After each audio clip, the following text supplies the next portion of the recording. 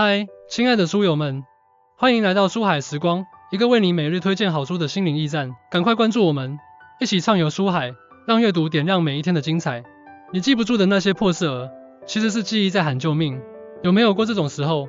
早上刚背的英语单词，中午点外卖就忘得精光。上周刚加的客户微信，今天见面张不开嘴喊名字。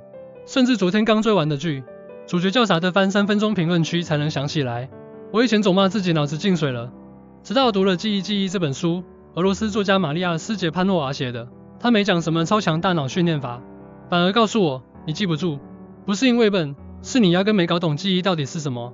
今天就把这本书里最戳我的记忆真相和懒人技巧分享给你，保证你看完会拍大腿，原来我之前都白努力了。1. 记忆不是纯 U 盘，是你活过的证据。先问大家个问题，如果把你所有的记忆都删掉，你还是你吗？去年我看了部纪录片，里面有个阿姨得了阿尔茨海默症，连自己女儿都不认识。她坐在沙发上抱着相册哭，说这照片里的人是谁啊？我怎么觉得那么熟悉，但就是想不起来。那一刻我突然懂了，记忆不是存储信息的仓库，是你是谁的拼图。就像书里说的，短期记忆是你现在要做的事，比如等下要取的快递单号；长期记忆是你曾经活过的痕迹，比如小时候妈妈给你煮的糖水蛋的味道。你记得每一件事，都在帮你拼出我是一个什么样的人。因你记得小时候学骑自行车摔了跤，爸爸没扶我，说自己起来才会骑得稳，所以现在遇到困难你不会轻易哭。2. 你记得高中时同桌给你递的那杯热奶茶，所以现在看到奶茶店会不自觉笑。2. 提升记忆的3个懒人习惯，不用熬夜背就能记牢书里最实用的部分，是教你把记忆变成自动存档的习惯，不用逼自己死记硬背，顺嘴就能说出来。1. 专注力，你记不住，是因为没认真看。我以前有个毛病，看论文的时候总刷手机，结果翻了3页，连摘要讲啥都不知道。后来试了书里说的番茄工作法。1. 定25分钟闹钟，把手机锁进抽屉。2. 只做看论文这一件事。3. 闹钟响了，站起来走5分钟，喝口水上个厕所。你猜怎么着？25分钟的专注，比我之前翻3小时还管用，居然能记住论文里80%的重点，连老师提问都能答上来。书里说，专注力是记忆的门，你不推开这扇门，信息根本进不来。2. 联想记忆法，把陌生信息变成你熟悉的故事。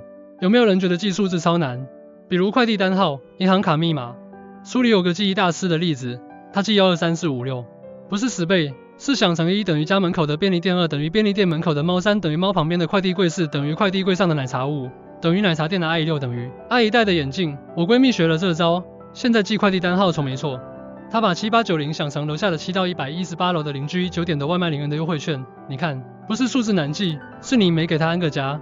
1记单词，把 banana 想成爸爸 banana 了跟香蕉。那2记人名，李梅喜欢吃李子的梅花姐姐。3记知识点，辛亥革命是1911年，辛亥革命等于1919中国。11等于2人举着旗子。3重复复习，不是熬通宵，是见缝插针。你是不是总等考试前熬夜背知识点？我以前也这样，结果考试当天脑子一片空白。书里说，这叫临时抱佛脚的无效记忆。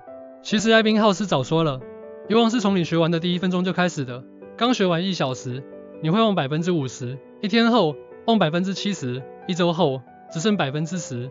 正确的做法是间隔复习，一学完1小时后，花10分钟翻一遍笔记；2一天后，再花5分钟过一遍；3一周后，用自测法，比如闭眼睛讲一遍知识点；4一个月后再巩固一次。我去年考教师资格证，就是用这招，每天只花30分钟复习，比考前熬3天管用10倍。就像刚种的花，立刻浇点水，比快死了再浇管用。3记忆最珍贵的不是记得多，是记对了。书里最打动我的，不是什么提升记忆力的技巧，而是作者说的，记忆是我们和世界的情感纽带。你记得每一件事，都在说我在乎你。我同事小王是个社交小能手，上次见客户，居然记得对方去年说过女儿喜欢迪士尼，这次特意带了个迪士尼挂件，客户当场就签了合同，说你居然记得这么小的事，我觉得你是真把我当朋友。你看，记名字不是讨好，是我把你放在心上。我奶奶总给我讲她小时候吃不上饭，捡煤渣烤土豆的事儿，我以前觉得烦，后来才懂，她讲的不是饿肚子，是我们家怎么熬过来的。甚至你记得昨天妈妈说肩膀酸，今天给她买个按摩仪，这不是记性好，是我爱你。其实读完记忆，我最大的改变不是记得多了，而是学会认真记住。比如今天吃早餐时，我特意记了记豆浆的温度、包子的褶子。比如和朋友聊天，我会认真记他喜欢的奶茶口味，他最近在追的剧，甚至走在路上，我会抬头看看梧桐树的影子。这些小事不是没用的垃圾，是我活过的证据。如果你也想试试把记忆变成朋友，去读记忆吧，它不是工具书，是给记忆的情书。最后想跟你说，记忆从不是负担，是礼物。你记得每一件事，都在帮你拼成更完整的自己。如果这视频帮到你，帮我点个赞，评论区告诉我，你最想记住的一件事是什么？是妈妈的生日，还是小时候的某个夏天？关注我，下次我们聊怎么忘记那些不好的回忆。毕竟，记忆是为了让我们更快乐，不是更沉重。咱们下次见，拜。